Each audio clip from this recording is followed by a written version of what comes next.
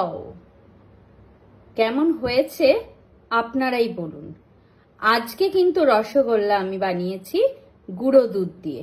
আর দেখেছেন রসগোল্লাগুলো কি সুন্দর, একদম ফুলকো ফুলকো রসগোল্লা, আর ভীষণ সফট হয়েছে দেখুন, একদম নরম তুলতুলে।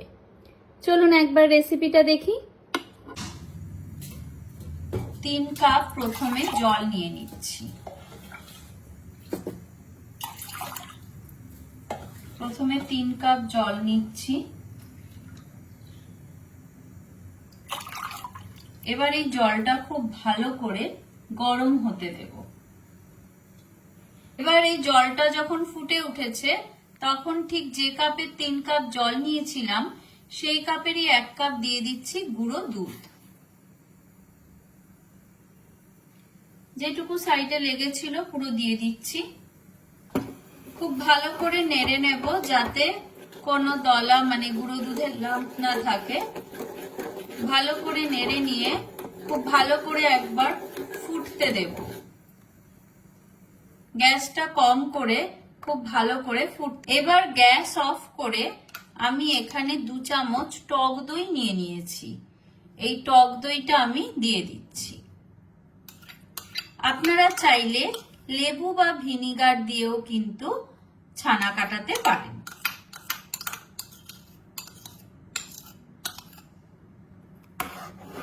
খুব ভালো করে একবার নেড়ে নিচ্ছি। দেখুন খুব সুন্দর ছানা কেটে গেছে। এবার একটা ছাঁকনিতে ছানাটাকে আমি ঢেলে 2-3 বার করে ধুয়ে নেব।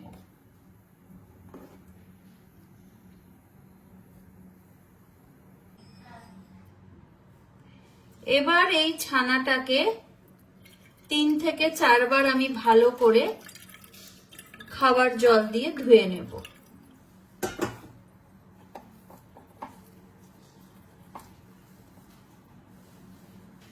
এবার এখানে পুরো ছানাটাকে আমি জল ঝরাতে দেব। যতটুকু জল আছে এর মধ্যে পড়ে যাবে টপ টপ করে, আর বেশ কিছুক্ষণের জন্য ঠান্ডা হতে দেব। এখানে আমি ছানাটা নিয়ে নিয়েছি। এবার খুব ভালো করে ছানাটায় দেখুন পুরো জল ঝরে গেছে, কোনো জল নেই।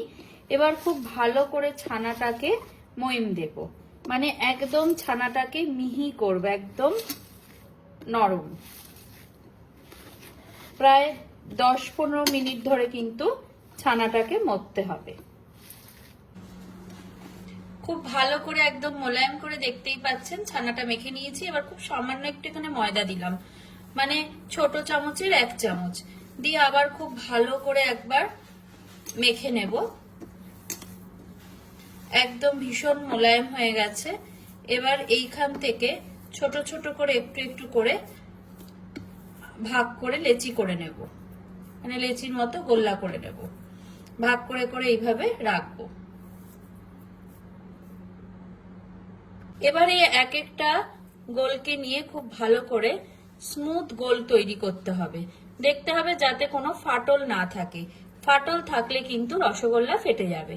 আর বেশি বড় করলাম না, কারণ এগুলো ফুলে বড়ই হবে, কিন্তু এই গোলটা কিন্তু খুব স্মুথ গোল করতে হবে। এখানে আমি 1.5 কাপ চিনি নিয়ে নিচ্ছি শিরা তৈরি করার জন্য। আর যতটা চিনি নিলাম ঠিক তার ডবল, মানে 3 কাপ হচ্ছে জল নিতে হবে।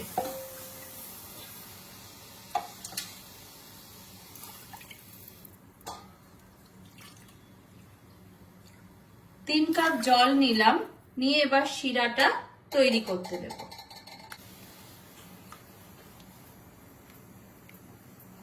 চিনি কিন্তু বেশ কিছুটা গলে গেছে, কিন্তু পুরোটা এখনো শিরা তৈরি হয়নি, সেই জন্য একবার একটু নেড়ে দিলাম। চিনির শিরা কিন্তু রেডি।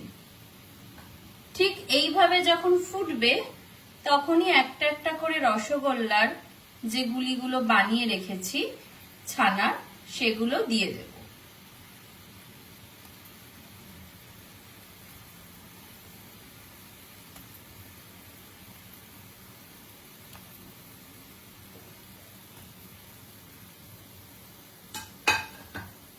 দিয়ে দিলাম এবারে ঢাকা দিয়ে দিলাম 10 থেকে 15 মিনিটের জন্য। আর গ্যাসের ফ্লেমটা কিন্তু আমি হাইতেই রেখে দিলাম। ঠিক 15 মিনিট পর দেখুন ঢাকাটা তুলে দেখছি,